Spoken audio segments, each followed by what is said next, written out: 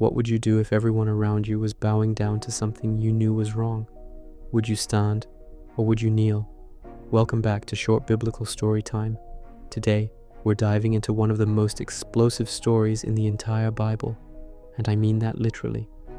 This is the story of 3 young men who refused to bow, even when it meant being thrown into a furnace so hot it killed the soldiers who threw them in. But here's the twist. They didn't burn. In fact, when the king looked into the fire, he saw not 3 figures, but 4. Who was the 4th man in the fire? Let's find out. If you watched our video on Daniel in the lion's den, you already know Daniel's incredible faith. But did you know that before Daniel faced the lions, his 3 best friends faced something even hotter? This is their story. Let's go back to ancient Babylon. King Nebuchadnezzar was the most powerful ruler on earth. He had conquered nations, destroyed Jerusalem, and built Babylon into a wonder of the ancient world. But power wasn't enough for him. He wanted worship. So he built an image of gold, 90 feet high and 9 feet wide, and set it up on the plain of Dura. 90 feet tall. That's about as tall as a 9-story building. Imagine this enormous golden statue shimmering in the desert sun. The king then issued a decree. When the music plays, everyone must fall down and worship the golden image.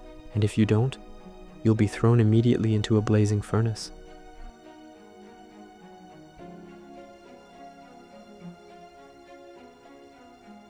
And on that vast plain, thousands upon thousands of people fell to their knees.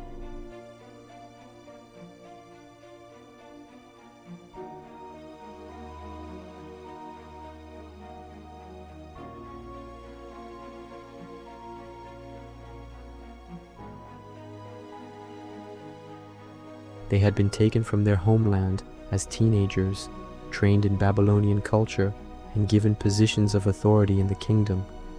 But despite all that pressure to conform, there was one thing they would never do: worship anyone or anything other than the God of Israel. Of course, they didn't go unnoticed. Some Babylonian astrologers, probably jealous of these foreigners' success, went straight to the king. "O king, live forever. You issued a decree that everyone must bow to the golden image. But there are some Jews you put in charge of the province of Babylon, Shadrach, Meshach, and Abednego, who pay no attention to you. They neither serve your gods, nor worship the image of gold you have set up." Now, King Nebuchadnezzar was not a patient man. The Bible says he was furious with rage. He summoned the 3 men and gave them one more chance. Listen to what he said. This is incredible. Did you catch that? The king is mocking their God. He's saying, "What God could possibly save you from me?" It's arrogance at its peak. But watch how these 3 young men respond. This is one of the greatest statements of faith in the entire Bible. Shadrach, Meshach, and Abednego replied to him, "King Nebuchadnezzar, we do not need to defend ourselves before you in this matter. If we are thrown into the blazing furnace, the God we serve is able to deliver us from it, and he will deliver us from your majesty's hand. But even if he does not, we want you to know, your majesty, that we will not serve your gods or worship the image of gold you have set up." Let that sink in. But even if he does not, they believed God could save them, but they weren't demanding that he would. Their obedience wasn't conditional on the outcome. They were saying, "Whether we live or die, we will not bow." That, my friends, is faith. The king was so enraged that his face was distorted with fury.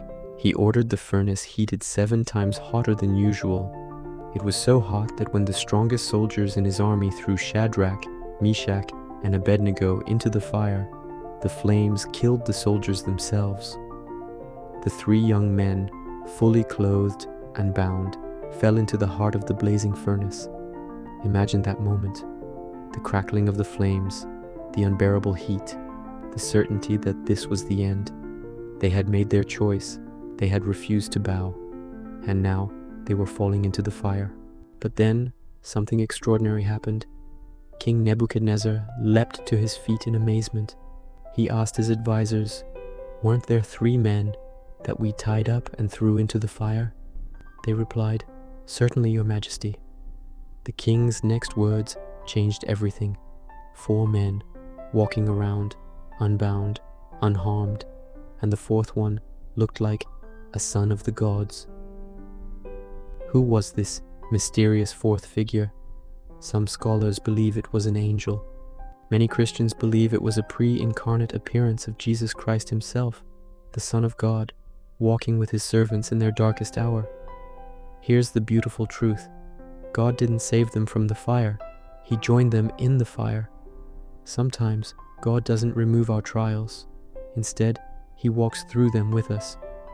Nebuchadnezzar approached the opening of the blazing furnace and shouted, "Shadrach, Meshach, and Abednego, servants of the Most High God, come out. Come here." And they came out. The satraps, prefects, governors, and royal advisors crowded around them. They saw that the fire had not harmed their bodies. Not a hair on their heads was singed. Their robes were not scorched. There was no smell of fire on them. Not a single hair burned, no smell of smoke, nothing. The only thing the fire burned was the ropes that bound them. The very thing meant to destroy them actually set them free. Do you see the symbolism? Sometimes God uses our trials not to destroy us, but to break the chains that hold us.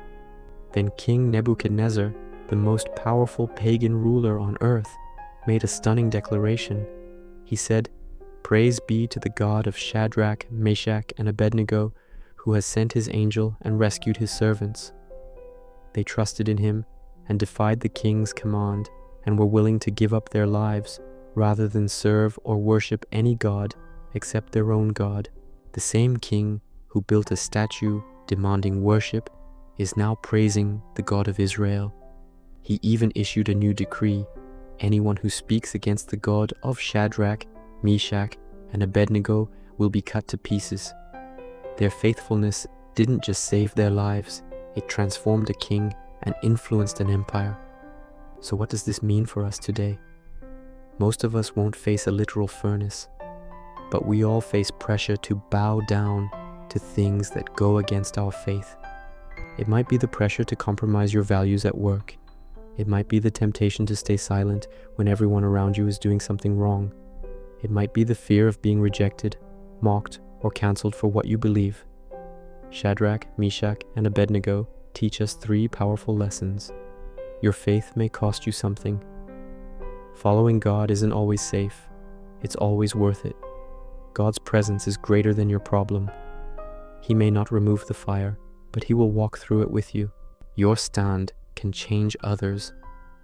A pagan king praised God because 3 young men refused to bow. Maybe you're in a furnace right now, a health crisis, a broken relationship, a season of suffering.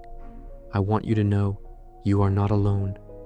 The same God who walked with Shadrach, Meshach, and Abednego is walking with you. The 4th man is in your fire too. If this story inspired you, please hit that like button and subscribe to Short Biblical Storytime. Share this video with someone who needs to be reminded that God is with them in the fire. And if you haven't seen it yet, check out our video on Daniel in the lion's den. It's the next chapter in this incredible story of faith.